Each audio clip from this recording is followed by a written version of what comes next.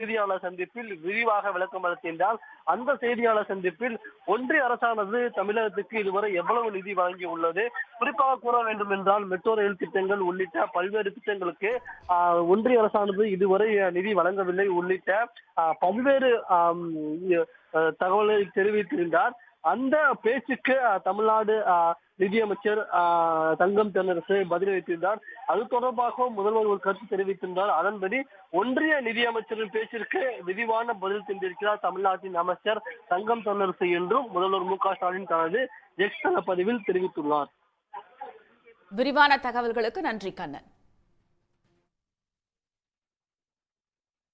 தமிழர் திருநாளாம் பொங்கல் பண்டிகையை சிறப்பாக கொண்டாடும் வகையில் குடும்ப அட்டைதாரர்களுக்கு பொங்கல் பரிசாக 1000 ரூபாய் ரொக்கமாக வழங்கப்படும் என முதலமைச்சர் மு.க.ஸ்டாலின் அறிவித்துள்ளார். வருகிற 15ஆம் தேதி தைப்பொங்கல் பண்டிகையை பொதுமக்கள் வெகு விமரிசையாக கொண்டாடும் நோக்கில்